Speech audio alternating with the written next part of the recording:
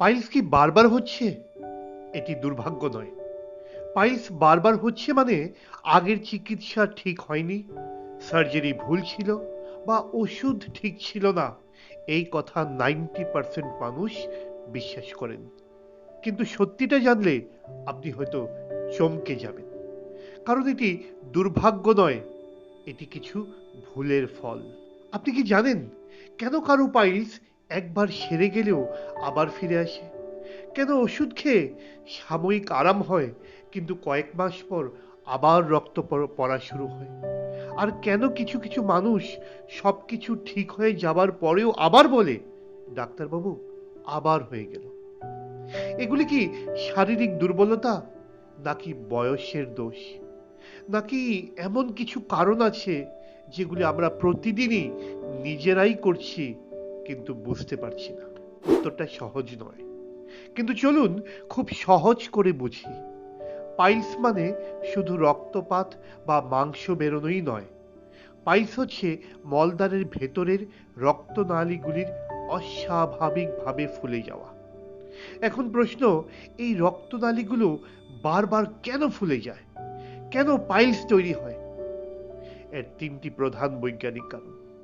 1 নম্বর, বারবার চাপ দেওয়া, মানে কোষ্ঠকাঠিন্য, দীর্ঘ সময় যাবৎ টয়লেটে বসে থাকা, জোর করা।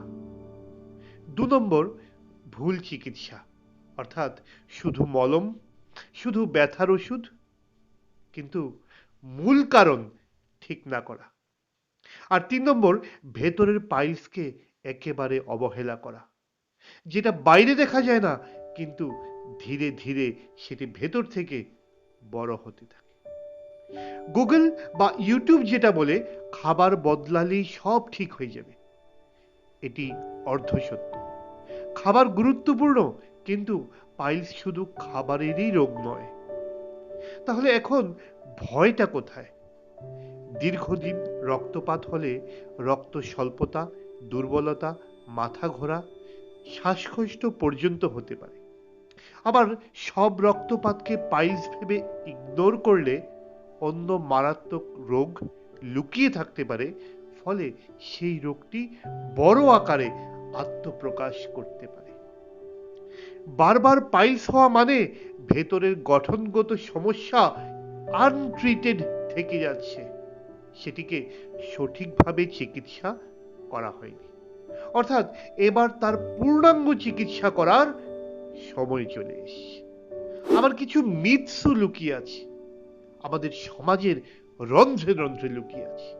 যেমন, বারবার পাইলস হলে কিছু করার নেই, কিন্তু আয়ুর্বেদ বলছে বারবার হওয়া মানে আগের চিকিৎসা অসম্পূর্ণ ছিল।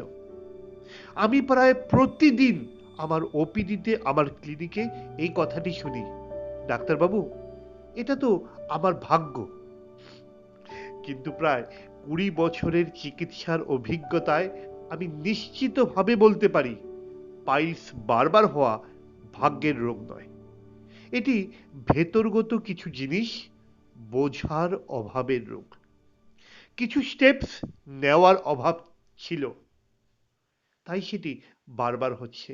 কেননা যে রোগী কারণটি বোঝে, কিছু নিয়ম মেনে চলে, অ্যাক্টিভ ট্রিটমেন্ট নেয়, চিকিৎসকের ফলো আপে থাকে, সেই রোগটা সে নিজেই অনেকটাই নিয়ন্ত্রণে আনতে পারে। এখন মন দিয়ে শুনুন, করণীয় কি?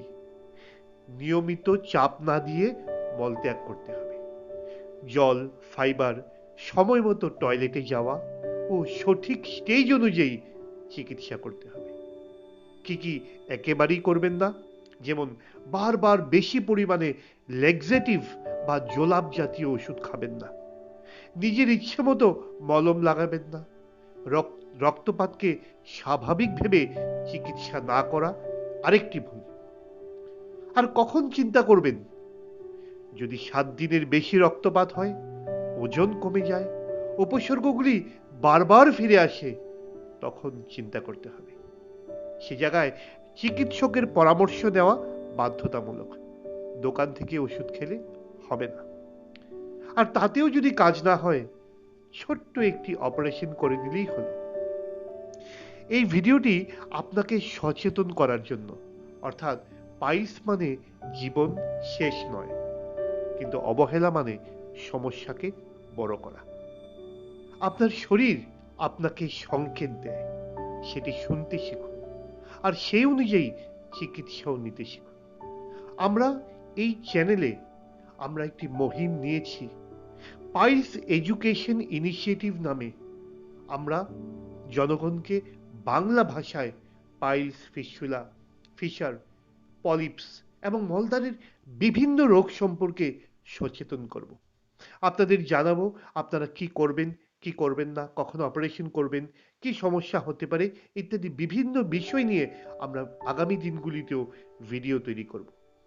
এখনো এই চ্যানেলে প্রচুর ভিডিও আমাদের রয়ে গেছে।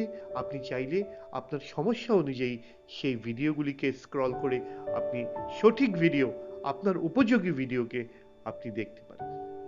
তারপরেও যদি আপনার পাইলস সংক্রান্ত বা ফিস্টুলা সংক্রান্ত, ফিশার সংক্রান্ত কোনো সমস্যা থেকে থাকে, তাহলে নিঃসন্দেহে আপনি নিচের কমেন্ট বক্সে আমাদের লিখে জানাতে পারেন।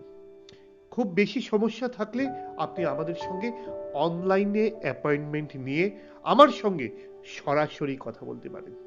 তার জন্য প্রথমে আপনাকে নিচের ডেসক্রিপশনে দেওয়া ইমেল আইডিতে একটি ইমেল করতে হবে। আশা করি ভিডিওটি ভালো লেগেছে। যদি ভালো লেগে থাকে একবার লাইক অবশ্যই করবেন। আবারও দেখা হবে অন্য কোনো দিন, অন্য আরেকটি ভিডিওতে, অন্য কোনো টপিক নিয়ে। ততদিন পর্যন্ত নমস্কার।